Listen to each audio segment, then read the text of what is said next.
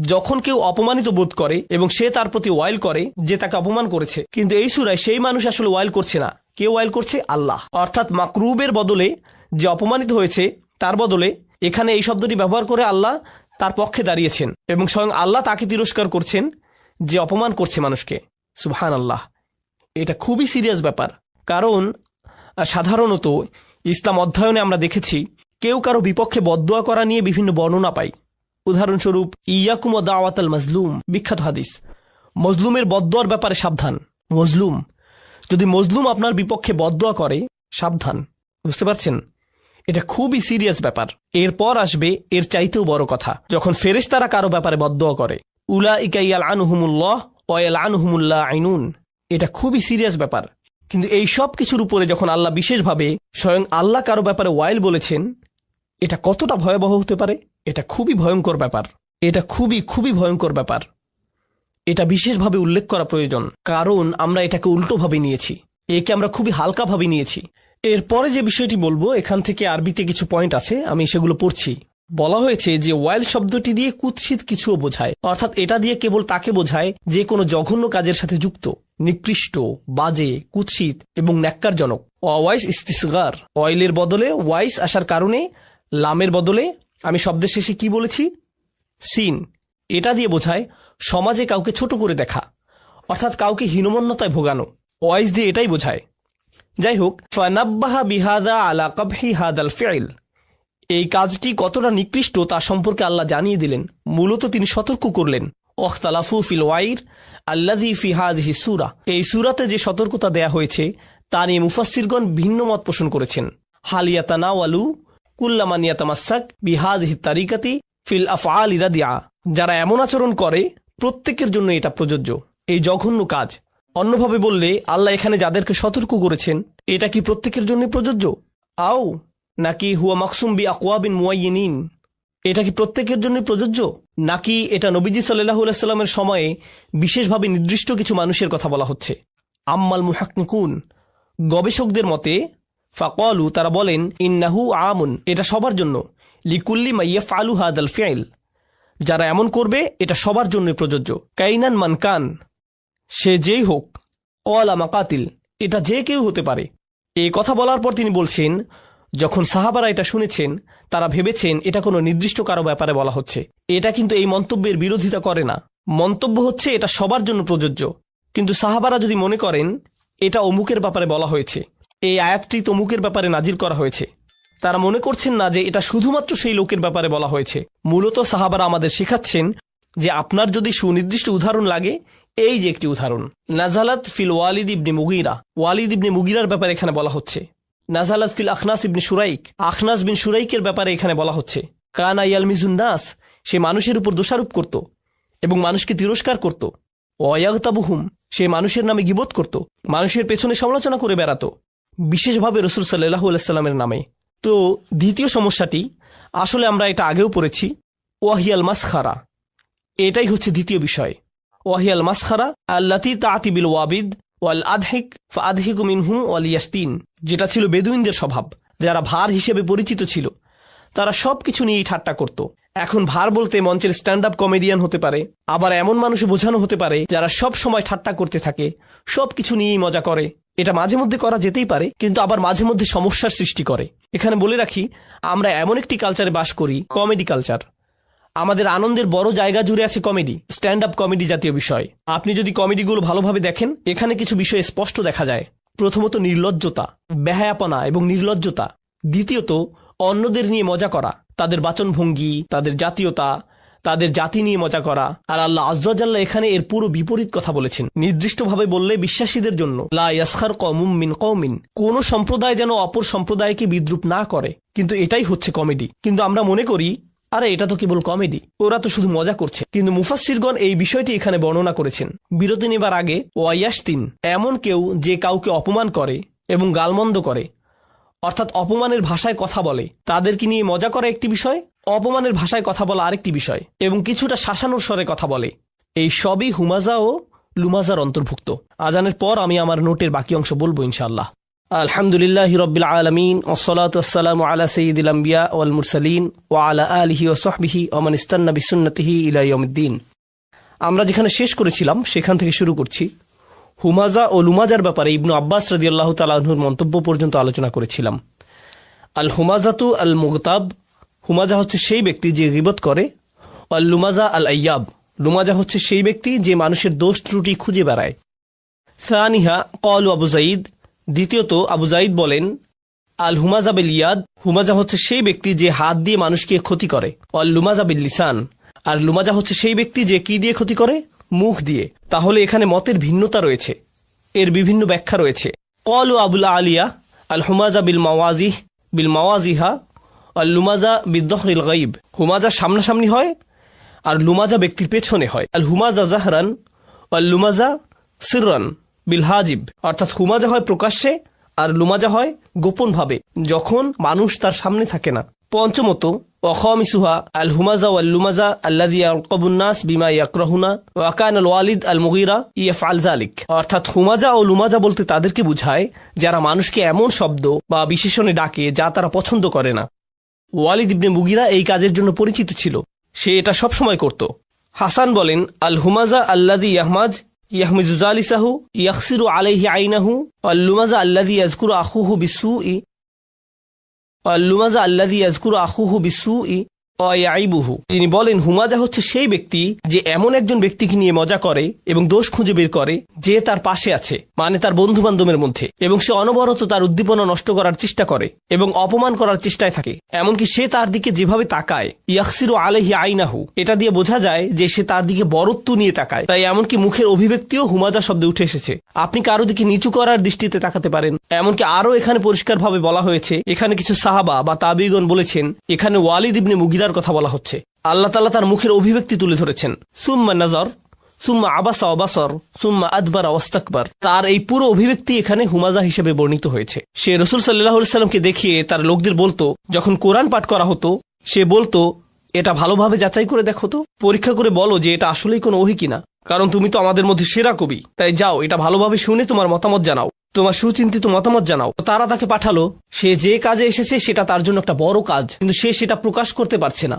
প্রকাশ করাটা তার সম্মানে বাধে। তাই সে রসুলের দিকে তাকালো কিছুটা অহংকারী চেহারায়।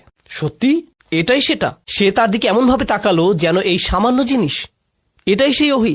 তারপর সে বলল, আচ্ছা একটু ভেবে বলি। সুম্মা আবাসা, সে কিছুটা ভ্রু কুচকে তাকালো, তার কপালে ভাঁজ দেখা গেল। আবাসা, আচ্ছা এটাই তাহলে সেই সত্যিকারের ওহী।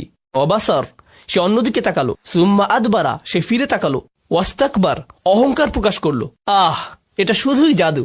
ইনহাদা ইল্লা সিহরু ইউসার, আসলে এটাই আমার চিন্তিত মতামত। কিন্তু তার মত দেওয়ার আগে সে পুরো একটা নাটকীয় ভাবসাব দেখিয়েছে, কারণ সে জানে তার আশেপাশের মানুষেরা এটা দেখছে। আর এসব কিছুর কারণ হলো তাকে মানসিকভাবে বিপর্যস্ত করা। এরকম হয় না যে কখনো কেউ আপনার সাথে কথা বলছে আর আপনি মুখের কিছু অভিব্যক্তি করলেন আর সে বলল, কি হয়েছে, আপনি এভাবে তাকাচ্ছেন কেন, তাই না? আপনি কারো দিকে তাকানোর মাধ্যমে তার চিন্তা জগতে প্রভাব রাখতে পারবেন। এটা করা যায় যখন কেউ আপনার সাথে কথা বলে। এটা হচ্ছে তার জন্য এক ধরনের মানসিক আক্রমণ। এখানে এই বিষয়টি বর্ণনা করা হয়েছে। ওয়ালিদ ইবনে মুগীরার নামটি তার এই স্বভাবের জন্যই বিখ্যাত, লাআনাহুল্লাহ। আন আবিল জাওজা, আবু জাওজা বলেন, ক্বালা কুলতু ইবনে আব্বাস, তিনি বলেন আমি ইবনে আব্বাস রাদিয়াল্লাহু আনহুকে বললাম, ওয়াইলুল লিকুল্লি হুমাজাতিল লুমাজা, আমি আয়াতটি পড়লাম, মানহা উলাই আল্লাযীনা ইয়াজুমুহুমুল্লাহু বিল ওয়াইল, এই সকল লোকেরা কারা যাদেরকে স্বয়ং আল্লাহ তাআলা ওয়াইল হিসেবে তিরস্কার করেছেন? হুমুল মাশাউনা বিল নামিমা, ইবনে আব্বাস বলেন যারা মানুষকে খারাপ ভাষায় বাজে কথা ছড়িয়ে বেড়ায়, এখানে সেখানে বলে বেড়ায়।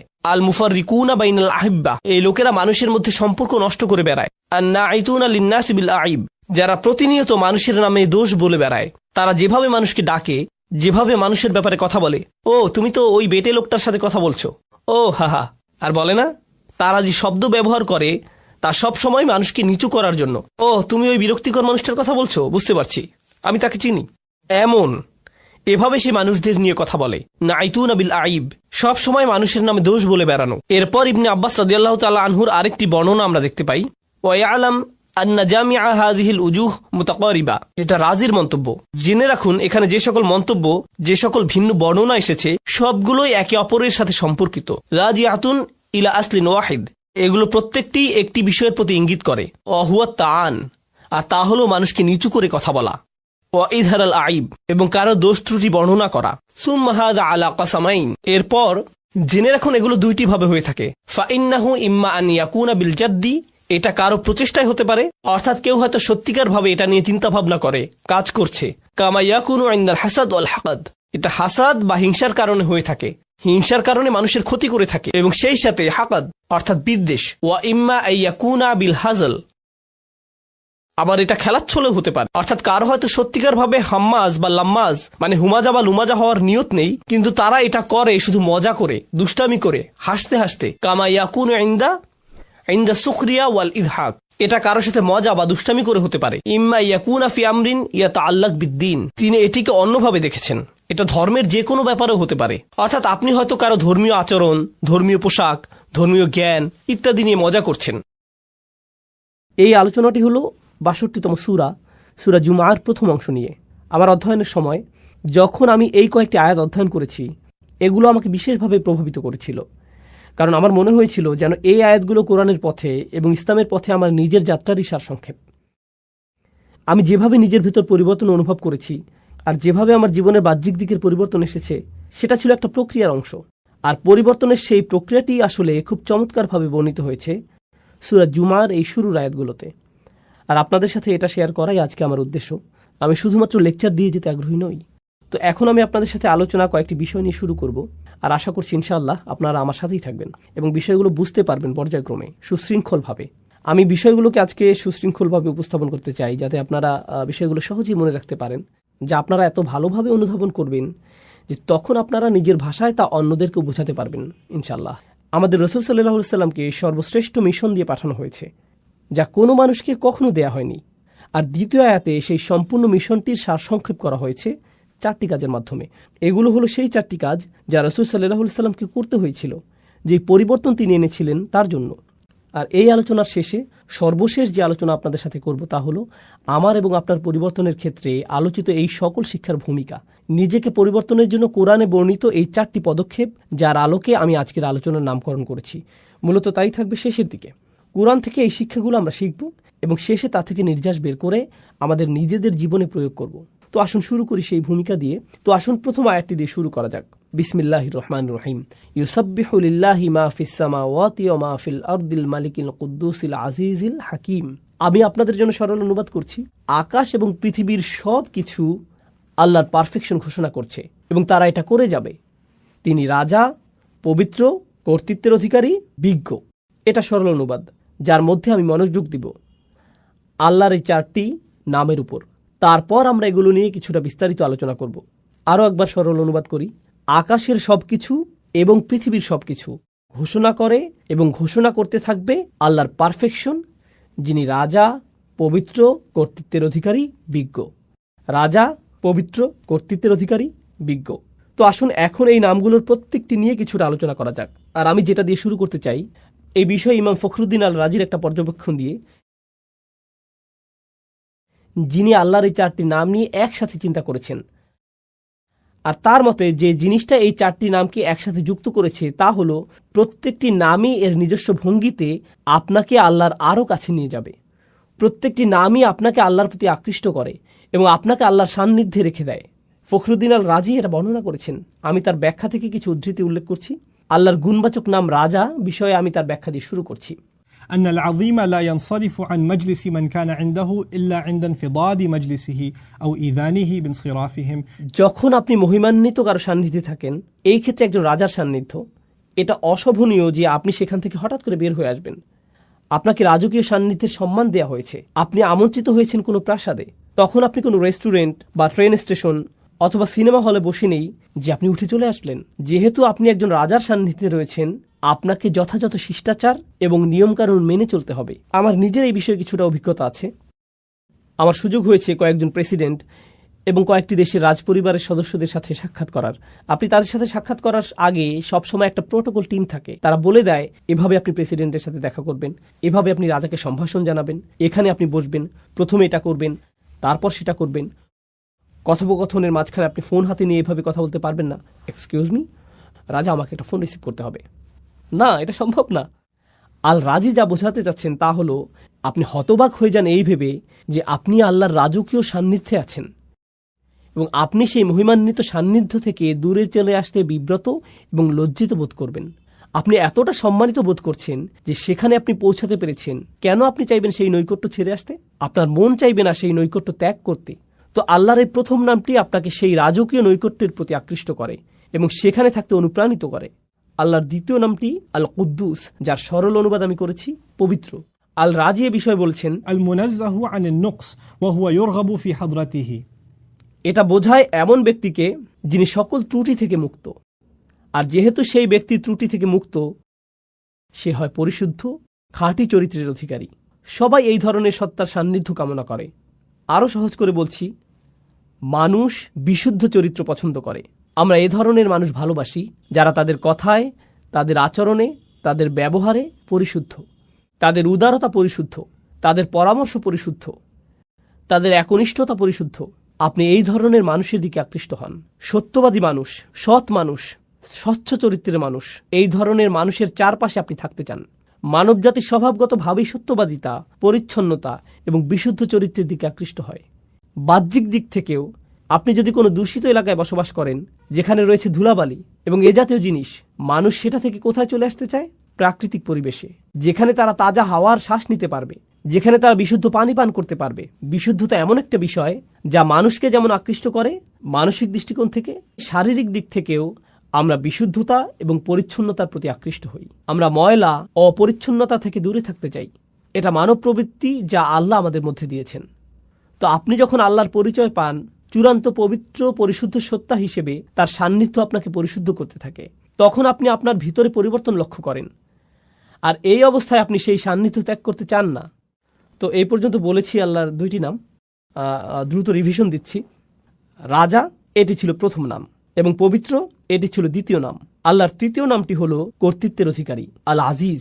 يعتز الملتفون حوله فمفارقتهم حضرته تفريط في العزة. আমি নামগুলোকে সহজ রাখার চেষ্টা করছি যাতে আপনারা শব্দগুলো মনে রাখতে পারেন। নামগুলো হলো রাজা, পবিত্র, কর্তৃত্বের অধিকারী, বিজ্ঞ।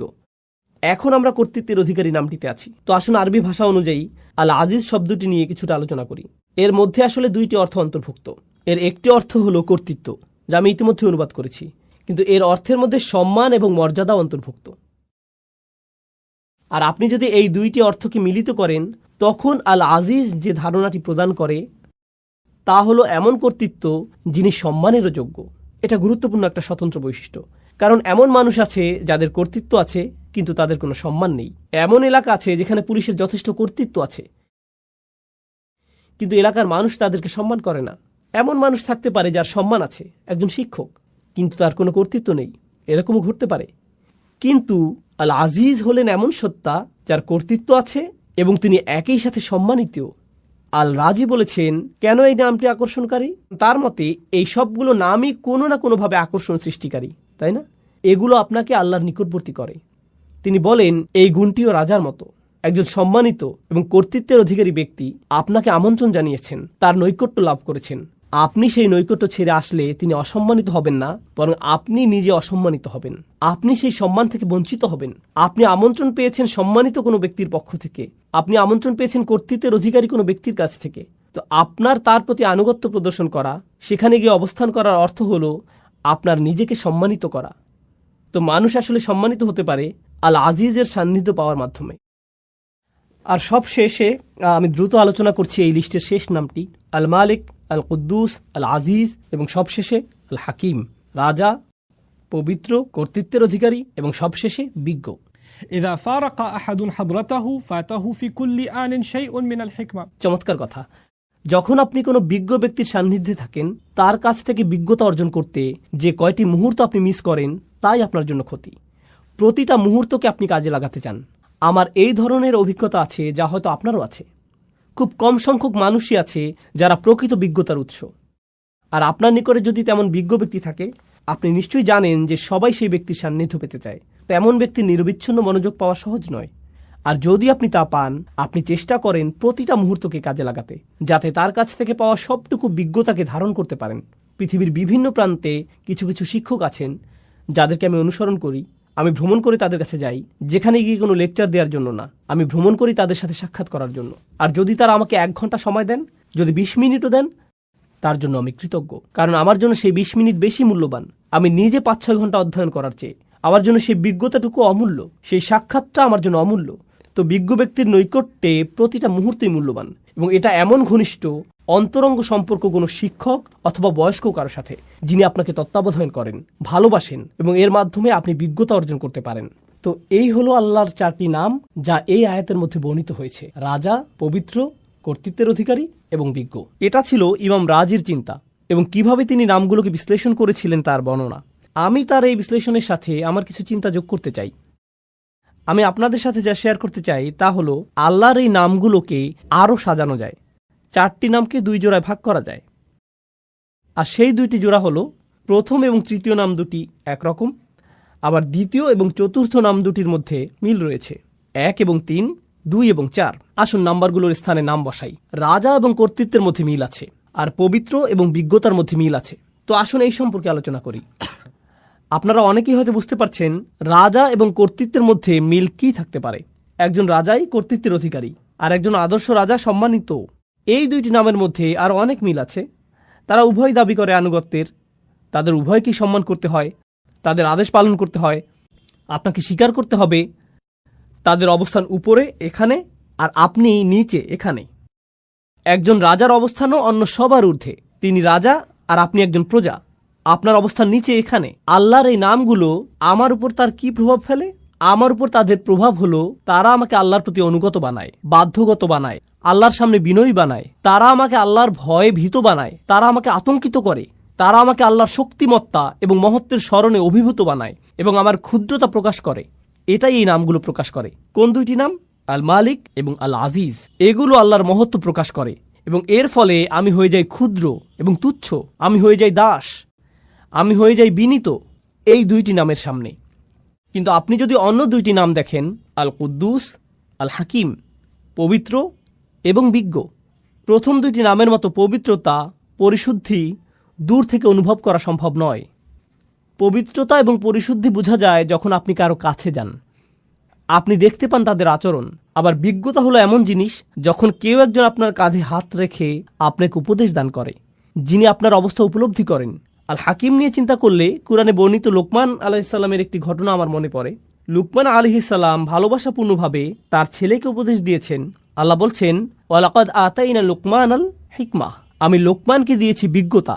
এরপর তিনি সেই বিজ্ঞতার একটা অংশ তার ছেলেকে দিচ্ছেন। সেই অন্তরঙ্গ, ঘনিষ্ঠ, ভালোবাসাপূর্ণ সম্পর্ক বিজ্ঞতা প্রদানেরই একটা অংশ।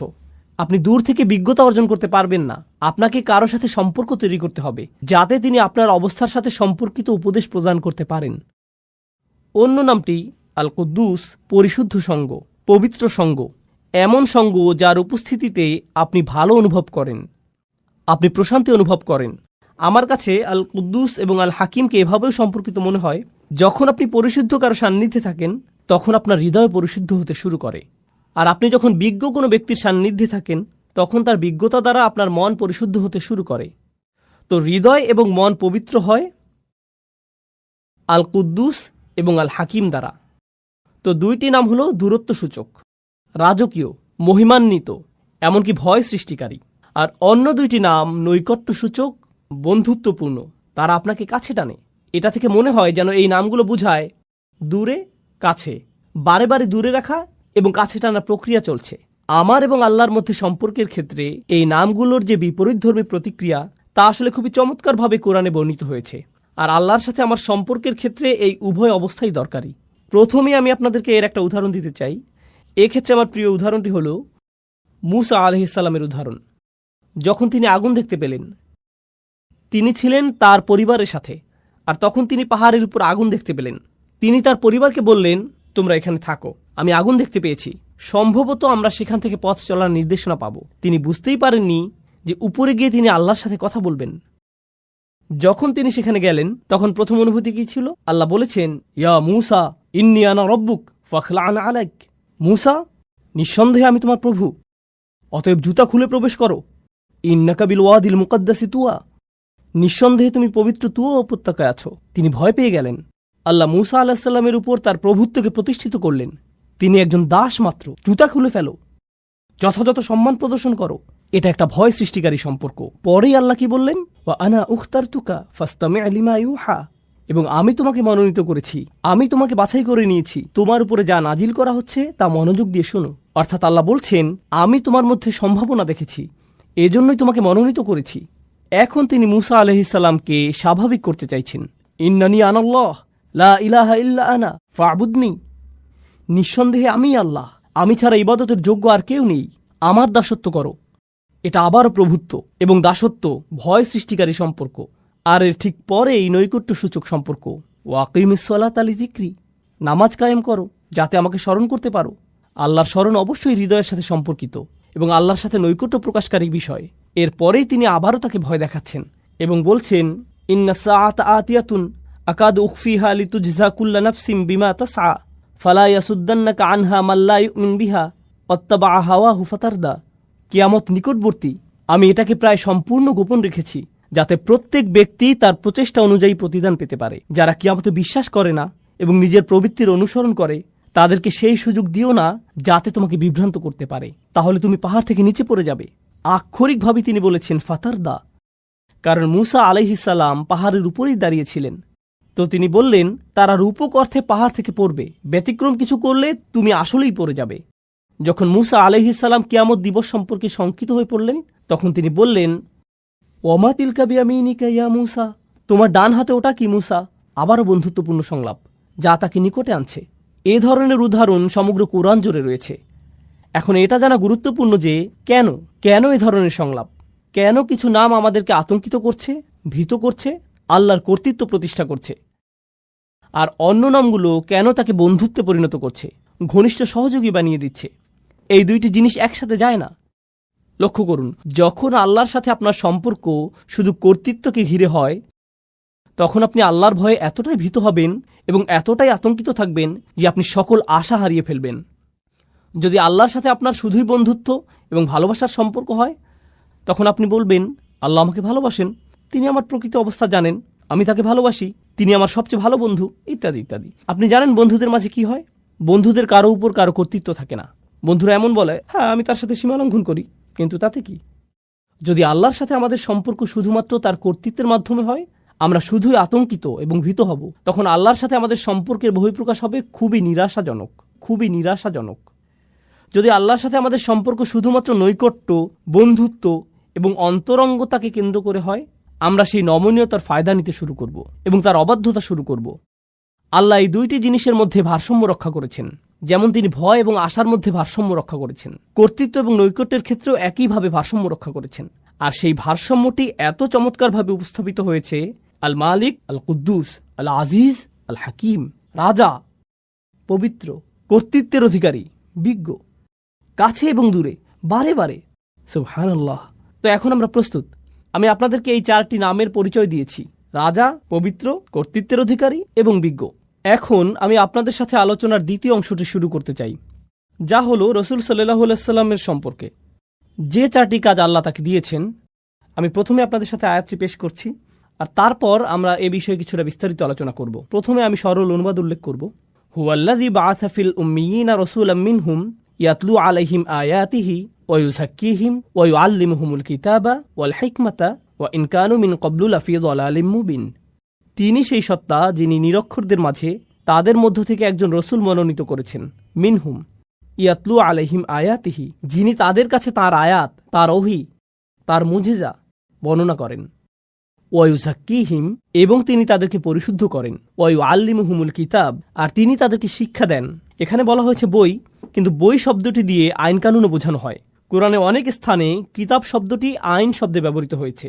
তো তিনি তাদেরকে আইন কানুন শিক্ষা দেন, ওয়াল হিকমা, এবং বিজ্ঞতা শিক্ষা দেন। আবারও আমি অনুবাদটি সারমর্ম নিজের ভাষায় বলছি। তিনি সেই সত্তা যিনি নিরক্ষরদের মাঝে তাদের মধ্য থেকে একজন রসুল নিযুক্ত করেছেন, যিনি করেন চারটি কাজ। আর তা হলো, তিনি তাদের কাছে তার আয়াতসমূহ বর্ণনা করেন অথবা মুজিজাসমূহ তাদের কাছে উপস্থাপন করেন, তিনি তাদেরকে পরিশুদ্ধ করেন, তিনি তাদেরকে শিক্ষা দেন আইন কানুন এবং বিজ্ঞতা। ওয়া ইন কানু মিন ক্বাবলু লাফি যালালিম মুবিন, অর্থাৎ যদিও অনেক আগে থেকেই তারা স্পষ্ট বিভ্রান্তিতে ডুবে ছিল, এই লোকগুলো পথভ্রষ্ট ছিল। অনেক অনেক শতাব্দী ধরে মিথ্যা উপাস্যদের ইবাদত করা, মূর্তি পূজা করার কারণে তারা ভ্রান্তির মধ্যে ছিল। তো এটাই হলো আয়াতটির সরল অনুবাদ। আবারও বলছি, এখানে 4টি কাজের কথা এসেছে। রাসূল সাল্লাল্লাহু আলাইহি সাল্লাম তাদের কাছে আয়াতসমূহ বর্ণনা করেন, পরিশুদ্ধ করেন, তিনি তাদেরকে আইন কানুন শিখান এবং তিনি তাদেরকে বিজ্ঞতা শিখান। এই 4টি কাজ ভালোভাবে বোঝার জন্য প্রথম যে জিনিসটা আপনাদের সাথে শেয়ার করতে চাই তা হলো অন্য সকল নবীর তুলনায় রাসূল সাল্লাল্লাহু আলাইহি সাল্লাম অনন্য দায়িত্বের বোঝা বহন করেছেন। শেষ নবী হওয়ার অর্থ শুধুমাত্র এই না যে তার অবস্থান তালিকার শেষে, এর অর্থ তার বোঝাটি ছিল সবচেয়ে ভারী। মানবতাকে পথ দেখাতে আর কোনো নবী আসবেন না। তো তাকে যে দায়িত্ব দেয়া হয়েছিল এবং তার যা করণীয় ছিল সেই 23 বছর সময়ে, তা শুধুমাত্র তার সরাসরি শ্রোতাদের পরিবর্তনের জন্যই ছিল না, বরং তাকে যা দেয়া হয়েছিল তা অবিরামভাবে মানবজাতিকে সংশোধন করে যাবে কিয়ামত পর্যন্ত। যেভাবে সকল নবী মানবতাকে পরিশুদ্ধ করে গেছেন, আগে যে কাজ সকল নবীরা করে গেছেন, এখন তা পালন করতে হবে এই একজন নবীর দ্বারা, তাদের সবার জন্য। কিয়ামত পর্যন্ত যত জাতি আসবে, যত প্রজন্ম আসবে, যত সমাজ আসবে, কিয়ামত পর্যন্ত যত জাতি আসবে, এই বোঝাটি আমাদের রাসূল সাল্লাল্লাহু আলাইহি সাল্লামকে বহন করতে হয়েছিল। আর এই সব কিছুর উপর নবীদেরকে দেয়া হতো চমকপ্রদ সব মুজিজা, সমাজে পরিবর্তন সাধন করার জন্য, মানুষকে সঠিক পথে আনার জন্য। যেমন মুসা আলাইহিস সালাম এবং তার লাঠির ঘটনা। কিন্তু আমাদের নবীকে শুধু কোরআনই দেয়া হয়েছিল, তাকে অন্য কিছু দেয়া হয়নি। এই 4টি কাজের ধারাবাহিকতা এবং সৌন্দর্য বিস্তারিত বোঝার জন্য আমি এই আলোচনা শুরু করতে চাই একটি উপমার মাধ্যমে। আর আমার মনে হয় এই উপমাটির মধ্যে আয়াতের মূল বিষয়গুলো চলে আসবে। অনেক আগের অনুন্নত এক গ্রামের কথা কল্পনা করুন, যাতে তেমন একটা সভ্যতার ছোঁয়া লাগেনি। যারা সেখানে বসবাস করে তাদের তেমন কোনো আইন কানুন এবং অবকাঠামোও ছিল না। আর তারা একদিন একটি বাহিনীকে আসতে দেখল, যেখানে ছিল সুসজ্জিত ঘোড়া, পোশাক পরিহিত সৈনিক, তাদের সাথে রাজদূতও এসেছেন। আর সেই রাজদূতের দেহে এমন সব পোশাক যা তারা আগে দেখেনি কখনো। নিঃসন্দেহে এই নবাগতরা এই এলাকার অধিবাসী না। আর সেই দূত তাদের সামনে একটি রাজফরমান মেলে ধরলেন এবং একজন রাজার পাঠানো বার্তা তাদেরকে পড়ে শোনাতে লাগলেন, যিনি কিনা তাদের গ্রামকে দখল করতে চান, তার সাম্রাজ্যের অন্তর্ভুক্ত করতে চান এবং তাদের তার রাজ্যের অংশ হওয়ার সুযোগ দানে ধন্য করতে চান। তিনি সেই রাজার পক্ষ থেকে এই সকল বার্তা তাদেরকে দিয়ে যাচ্ছেন। গ্রামের অধিবাসীরা তাকে দেখে বলল, প্রথমত এটা পরিষ্কার যে আপনারা বহিরাগত, কিন্তু কিভাবে আমরা বুঝবো যে আপনি আসলে একজন রাজার কাছ থেকে এসেছেন? এর সপক্ষে কি প্রমাণ আছে আপনার কাছে? কি প্রমাণ আছে আপনার কাছে? তো তিনি তাদেরকে দেখালেন মুদ্রা, তিনি তাদেরকে এমন ধনভাণ্ডার দেখালেন যার অধিকারী হওয়া একজন রাজার পক্ষেই সম্ভব। তিনি তাদেরকে এমন কিছু নিদর্শন দেখালেন যাতে প্রকাশ পায় যে তিনি আসলে একজন রাজপ্রতিনিধি। যদি তারা সন্তুষ্ট হয়, তারা বলবে, আমরা তার কথা শুনে দেখব, আমরা শুনতে চাই এই রাজার কি বক্তব্য। আমরা বেশ চমৎকৃত হয়েছি এই বাহিনী এবং এর সাথে যা কিছু তিনি নিয়ে এসেছেন এবং তার রাজকীয় প্রমাণাদি দেখে। আমরা তার প্রস্তাবটি বিবেচনা করব। এখন আপনি যদি সেই বাহিনীর সাথে গিয়ে রাজার সাথে সাক্ষাৎ করতে যান, তাহলে আপনাকে সবচেয়ে সুন্দর পোশাকটি পরিধান করতে হবে, আপনাকে রাজদরবারের রীতিনীতি মেনে চলতে হবে, আপনাকে নিজেকে পরিশুদ্ধ করতে হবে, আপনাকে নিজেকে পরিচ্ছন্ন করতে হবে। আয়াতে আমরা যা শিখছি তার সাথে মিলাতে থাকুন। আপনি রাজার সাক্ষাৎ পেলেন আর রাজা আপনাকে বললেন, যদি তোমরা আমার রাজ্যের অন্তর্ভুক্ত হতে চাও, এই আইনকানুনগুলো তোমাদের মেনে চলতে হবে, এই বিধিবিধানগুলো এখন থেকে পালন করতে হবে, এটাই হবে তোমাদের সংবিধান। আর সেই দূত আস্তে আস্তে এই মানুষগুলোকে গড়ে তুললেন, আর তারা একের পর এক রাজ্যের আইনগুলো তাদের সমাজে বাস্তবায়িত করতে লাগলো। একসময় তারা নিজেরাও হয়ে উঠল পরিশুদ্ধ, সুপ্রশিক্ষিত, সুপ্রতিষ্ঠিত, পরিশীলিত একটি সমাজ। আর যখন তারা প্রশিক্ষিত হতে শুরু করে, তখন তারা পরিশীলিত জাতিতে পরিণত হওয়ার সুফল উপলব্ধি করতে শুরু করে। তারা এই সকল আইনের সুবিধা আগে দেখতে পায়নি, কিন্তু এখন তারা সেই সুবিধাগুলো দেখতে পাচ্ছে। তো পরিশুদ্ধির এই প্রক্রিয়া তারা অতিক্রম করলো। আমি আপনাদের সামনে এই উপমাটি উপস্থাপন করলাম কারণ এটা রাসূল সাল্লাল্লাহু আলাইহি সাল্লামের কাজের সাথে মোটামুটি মিলে যায়, কিন্তু কিছু অমিলও আছে।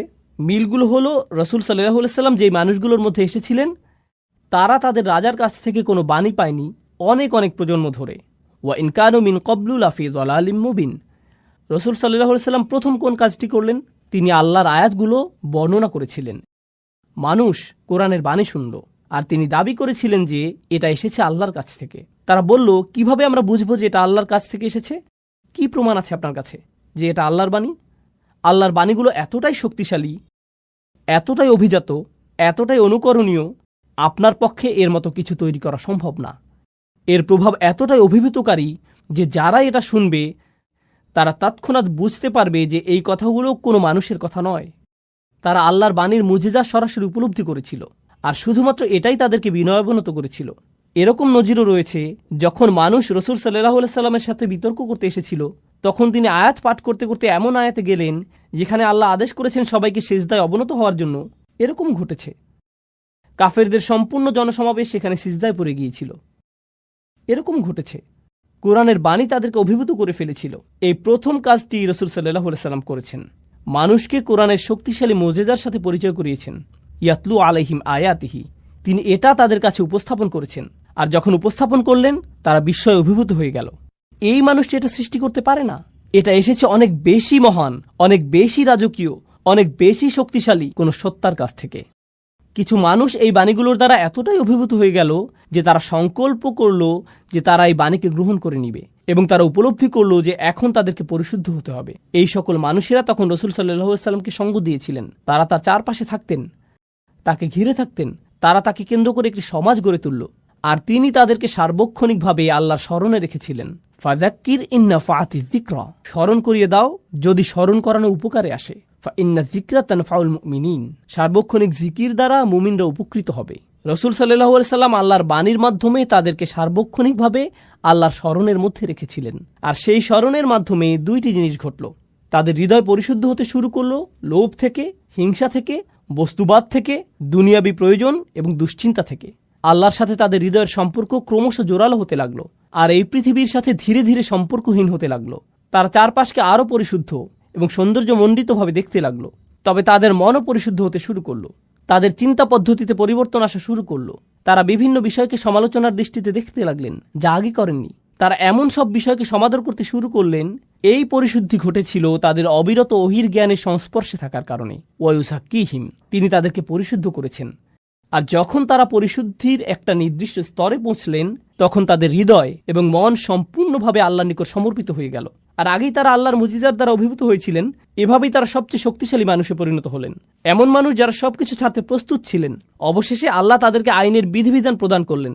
যখন তিনি বললেন, নির্দিষ্ট কিছু খাবার যা তোমরা আজীবন খেয়ে এসেছো তা এখন থেকে আর খেতে পারবে না, নির্দিষ্ট কিছু পানীয় যা ছিল নেশা সৃষ্টিকারী, মদ এবং অ্যালকোহল, যা তোমরা সারা জীবন উপভোগ করে এসেছো, আজকে থেকে এটা তোমাদের জন্য নিষিদ্ধ, নির্দিষ্ট কিছু পোশাক, নারীরা নিজেদেরকে সুসজ্জিত করতে, চকমকে পোশাক পরতে এবং সামাজিক অনুষ্ঠানীতিতে যেতে পছন্দ করত।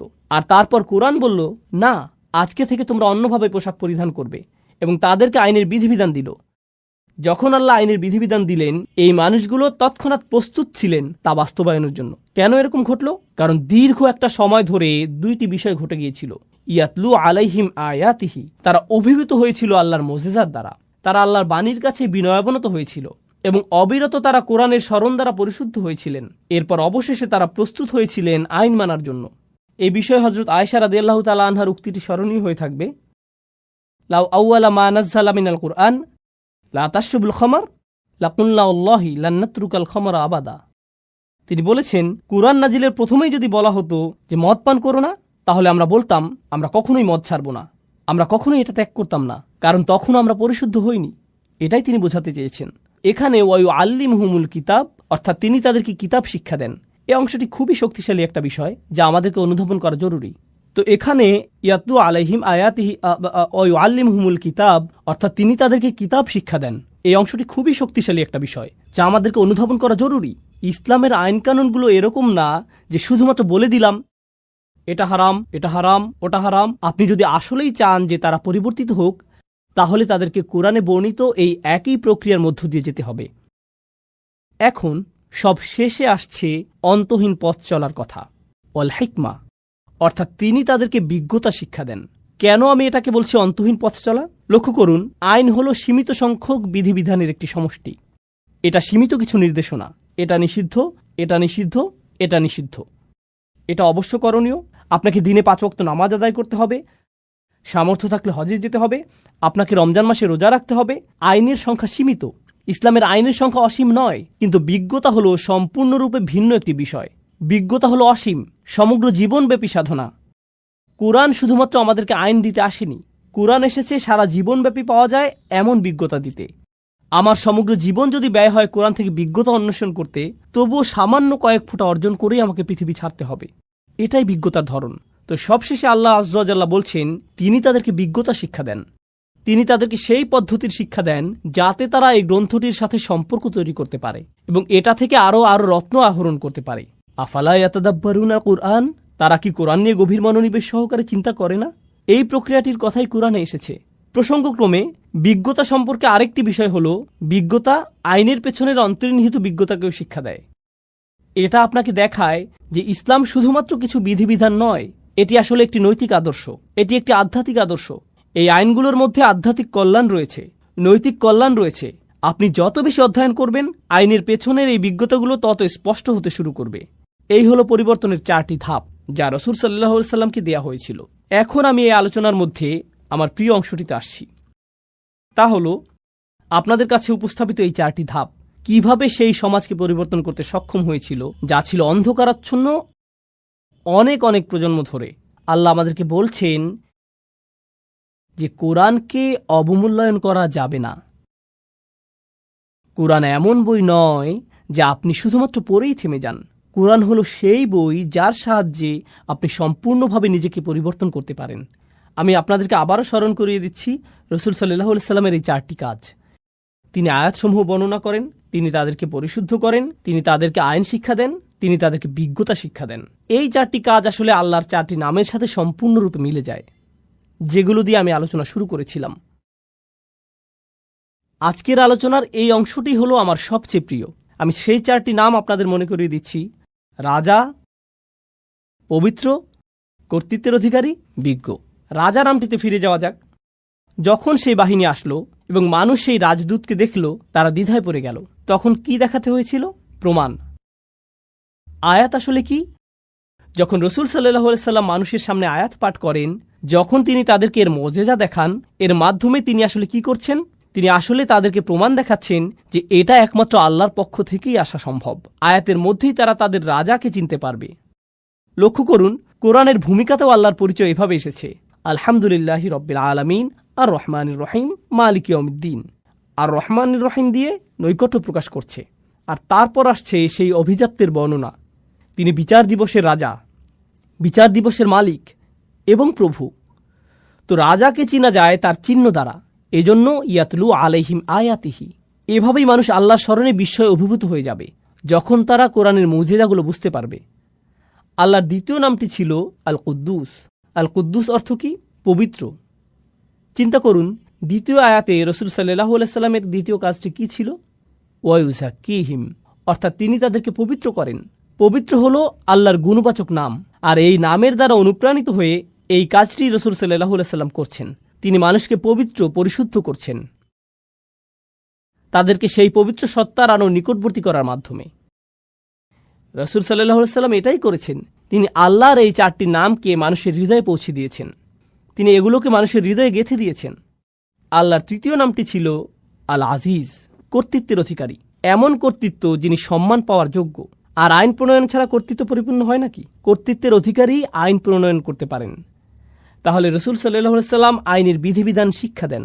কার পক্ষ থেকে এই আইন? কর্তৃত্বের অধিকারীর পক্ষ থেকে। কার কর্তৃত্ব সম্মান পাওয়ার যোগ্য? যতক্ষণ পর্যন্ত আপনার মধ্যে সেই কর্তৃত্বের প্রতি এই ভয়, এই সম্মান তৈরি না হবে, যতক্ষণ আপনি বুঝতে না পারবেন যে এই কর্তৃত্বের কাছ থেকে যা আসে তার উদ্দেশ্য আপনাকে পরিশুদ্ধ করা, আপনি সেই আইন বাস্তবায়ন করতে পারবেন না। আপনি সেই আইন অনুযায়ী জীবন পরিচালনা করতে পারবেন না। রাসূল সাল্লাল্লাহু আলাইহি সাল্লাম আল্লাহর সেই ইজ্জাহ এর দাবি আদায় করেছিলেন মানুষকে আল আজিজের আইন এবং তার সংবিধান শিক্ষা দেওয়ার মাধ্যমে। সবশেষে প্রথম আয়াতে আল্লাহর শেষ নামটি ছিল আল হাকিম, অর্থাৎ বিজ্ঞ। আল্লাহর এই নামটি রাসূল সাল্লাল্লাহু আলাইহি সাল্লামের কোন কাজের সাথে সামঞ্জস্যপূর্ণ? আল্লাহ সুবহানাহু ওয়া তাআলা বলছেন, ওয়া ইউআল্লিমুহুমুল কিতাবা ওয়াল হিকমা। তিনি তাদেরকে শিক্ষা দেন বিজ্ঞতা। আল্লাহ হলেন সবচেয়ে বিজ্ঞ, যিনি তার রাসূলকে শিক্ষা দিয়েছেন যাতে তিনি তার অনুসারীদের মনে বিজ্ঞতা সঞ্চারিত করেন, যারা এই আহ্বানে সাড়া দিবে এবং এই বিশ্বাসকে আলিঙ্গন করবে। সুবহানাল্লাহ। আল্লাহর 4টি নাম রাসূল সাল্লাল্লাহু আলাইহি সাল্লামের উপর আরোপিত 4টি কাজের সাথে সরাসরি মিলে যাচ্ছে। এটাই হলো পরিবর্তনের জন্য কোরআনের বিস্ময়কর পথ চলা, যে পথে বহু মানুষ হেঁটেছে এই নামগুলোকে হৃদয়ে ধারণ করার মাধ্যমে, যা আকাশ এবং পৃথিবী উপলব্ধি করতে পেরেছে। আল্লাহ যা বলেছেন তা হলো, তোমরা যদি এই নামগুলোকে হৃদয়ে ধারণ করতে পারো, তোমরাও আকাশ এবং পৃথিবীর সাথে সামঞ্জস্যপূর্ণ হয়ে উঠবে। রাসূল সাল্লাল্লাহু আলাইহি ওয়াসাল্লাম এই উদ্দেশ্যে এসেছিলেন, আপনাদের মধ্যে সেই শৃঙ্খলা নিয়ে আসা যা ইতিমধ্যে আপনার চারপাশে বিদ্যমান রয়েছে। আশ-শামসু ওয়াল কমারু বিহুসবান ওয়ান নাজমু ওয়াশ-শাজারু ইয়াসজুদান, অর্থাৎ তারকা এবং বৃক্ষরাজি সিজদায় অবনত হয়। কেন তিনি আমাদেরকে বলেছেন যে তারকা এবং বৃক্ষরাজি সিজদা করে? অথবা পাখিদের তাসবিহ পড়া? আল্লাহ বলেছেন পাখিরা তাসবিহ পড়ে। ওয়া ইম মিন শাইইন ইল্লা ইউসাব্বিহু বিহামদিহি ওয়ালাকিন লা তাফকাহুনা তাসবিহাহুম, অর্থাৎ এমন কোনো জিনিস নেই যা তার প্রশংসা সহকারে তাসবিহ করে না। তো এভাবেই আমরা আমাদের চারপাশের অন্য সৃষ্টি জগতের সাথে একত্র হতে পারি। এখন আমরা একটা মজাদার বিষয়বস্তুতে এসে পড়েছি। আগের সকল আলোচনার বিবেচনায় কিভাবে আমরা নিজেদের পরিবর্তনের বিষয়টা চিন্তা করতে পারি? ইন্টারেস্টিং একটা প্রশ্ন হলো, চমৎকার এই পরিবর্তনের বিষয়ে আমরা যখন চিন্তা করি, আমি ছোটবেলা থেকেই শুনে এসেছি, সম্ভবত আপনিও সারা জীবন খুতবা এবং আলোচনায় শুনেছেন, সাহাবীদের চরিত্র কত চমৎকার ছিল, তাদের জীবনের পরিবর্তন কতটা বিস্ময়কর ছিল, কি অবিশ্বাস্য পরিবর্তনের মধ্য দিয়ে তারা জীবন অতিবাহিত করেছিলেন, আল্লাহর প্রতি কি বিস্ময়কর আনুগত্য তারা প্রদর্শন করেছিলেন। আপনি তাদের সম্পর্কে শুধু শুনেই গিয়েছেন, আর আপনি মনে মনে হয়তো বলেছেন তারা এত ভালো ছিলেন, কিন্তু এর সাথে আমার সম্পর্ক কোথায়? তারা ছিলেন অসাধারণ, এটা আমার বুঝে আসে, কিন্তু আমি নিঃসন্দেহে তেমনটি নই। আমার দ্বারা কি এই ধরনের পরিবর্তন সম্ভব? কোরআন কি আমাকে শুধুমাত্র এই অসাধারণ ঐতিহাসিক পরিবর্তনের কথাই বলছে? এক্ষেত্রে লক্ষ্য করুন তৃতীয় আয়াতটি, দেখুন আল্লাহ কি বলছেন, ওয়া আখারিনা মিনহুম লাম্মা ইয়ালহাকু বিহিম ওয়া হুয়াল আজিজুল হাকিম, অর্থাৎ তারা ছাড়াও অন্যরা, যারা হয়তো আরব না, আর এর দ্বারা পরবর্তী প্রজন্ম বোঝাতে পারে, যারা এখনও তাদের সাথে মিলিত হয়নি। তৃতীয় আয়াতে এটাই বলছে যে তারা ছাড়াও অন্যরা, যারা এখনও তাদের সাথে এক হয়নি। ওয়া হুয়াল আজিজুল হাকিম, অর্থাৎ তিনি হলেন সকল কর্তৃত্বের অধিকারী। এর দ্বারা আল্লাহ বলছেন আধ্যাত্মিক ও নৈতিক এই বিপ্লবটি শুধুমাত্র এমন কিছু মানুষের মধ্যে সীমাবদ্ধ নয় যারা রাসূল সাল্লাল্লাহু আলাইহি সাল্লামের সাহচর্য পেয়েছেন, বরং এটা এমন একটা বিষয় যার ধারাবাহিকতা অব্যাহত থাকবে, কারণ তিনি হলেন সর্বশেষ রাসূল। অন্যরা এখনও তাদের সাথে যোগ দেয়নি, তারা কখনোই তাদের রাসূলের সাক্ষাৎ পায়নি, কিন্তু তারা কোরআনের সাক্ষাৎ পাবে। তারা কখনোই সাহাবীদের সাক্ষাৎ পায়নি, কিন্তু তারা একই ধরনের পরিবর্তনের সাক্ষাৎ পাবে। তারা আসছে। এটা শোনার পর রাসূল সাল্লাল্লাহু আলাইহি সাল্লামের সাহাবীরাও চিন্তা করেছিলেন, অন্যরা? এই অন্যরা কারা? মানহা উলা। তারা বলেছেন, কুন্না জুলুসা ইনদান নবী সাল্লাল্লাহু আলাইহি সাল্লাম, অর্থাৎ আমরা রাসূল সাল্লাল্লাহু আলাইহি সাল্লামের সান্নিধ্যে বসেছিলাম। নাযালাত আলাইহি সূরাতুল জুমআ, সূরা জুমআ নাজিল হলো। এই সূরাটি নাজিল হলো, আর যখন তিনি তিলাওয়াত করতে শুরু করলেন, তিনি পড়লেন, ওয়া আখারিনা মিনহুম লাম্মা ইয়ালহাকু বিহিম, অন্যরা এখনও তাদের সাথে মিলিত হয়নি। যখন তারা এই আয়াতটি শুনলেন, তারা বললেন, এরা কারা? তখন রাসূল সাল্লাল্লাহু আলাইহি সাল্লাম তাকালেন সালমান আল ফারসির দিকে। তিনি দেখালেন সালমান আল ফারসির দিকে।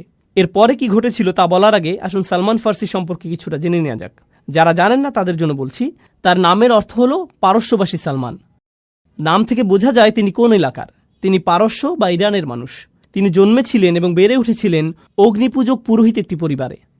তার পরিবার ছিল অগ্নিপূজারীদের ধর্মীয় গুরু শ্রেণীর। তিনি তার ধর্মকে অস্বীকার করেছিলেন। এটা তার কাছে যুক্তিসঙ্গত মনে হয়নি। তিনি একমাত্র সত্য সৃষ্টিকর্তার সন্ধান করছিলেন, আর তার এই বিশ্বাসের জন্য তিনি অত্যাচারিত, কারাবন্দী এবং নির্যাতিত হয়েছিলেন। তার পরিবারের জন্য তিনি লজ্জার কারণে পরিণত হয়েছিলেন। তিনি বন্দিদশা থেকে মুক্ত হলেন, পালিয়ে গেলেন সত্যের সন্ধানে। এরপর একজন খ্রিস্টান পাদ্রীর সাক্ষাৎ পেলেন, তার শিষ্যত্ব গ্রহণ করলেন, যিনি তাকে শিক্ষা দিয়েছিলেন পূর্ববর্তী আসমানি গ্রন্থসমূহ, তাওরাত, হিব্রু বাইবেল। আরও শিক্ষা দেন ঈসা আলাইহিস সালামের শিক্ষাগুলো। তাকে শিক্ষা দেন সর্বশেষ নবীর আবির্ভাবের লক্ষণসমূহ, যিনি আসবেন মদিনাতে। তো সালমান আল ফারসি বললেন, আমাকে সেখানে যেতে হবে, সর্বশেষ নবীর সাক্ষাৎ পাওয়ার জন্য আমি সেখানে যেতে চাই। তো তিনি রওনা দিলেন এবং ডাকাতের হাতে পড়ে দাস হিসেবে বিক্রি হয়ে গেলেন। দাস হিসেবে মদিনাতেই তাকে নিয়ে আসা হলো। দাস হিসেবে থেকেই সেখানে রাসূল সাল্লাল্লাহু আলাইহি সাল্লামের আগমনের অপেক্ষা করছিলেন। আর যখন রাসূল সাল্লাল্লাহু আলাইহি সাল্লাম হিজরত করে মদিনায় আসলেন, তিনি নিজেকে উপস্থাপন করলেন এবং বললেন, আমি এভাবে এখানে এসেছি, আমি আপনার সাক্ষাতের প্রত্যাশায় এখানে এসেছি। ফিরে আসছি আমাদের আলোচনায়। উনি ছিলেন ইরানের অধিবাসী, যিনি এমন পরিবেশে ছিলেন যার ইসলামের সাথে কোনো সম্পর্ক ছিল না, কোনো দাওয়াত, কোনো প্রচারণা ছিল না। তিনি নিজে সত্যের অনুসন্ধান করেছিলেন এবং রাসূল সাল্লাল্লাহু আলাইহি সাল্লামের সান্নিধ্য লাভে ধন্য হয়েছিলেন। ইনি সেই ব্যক্তি।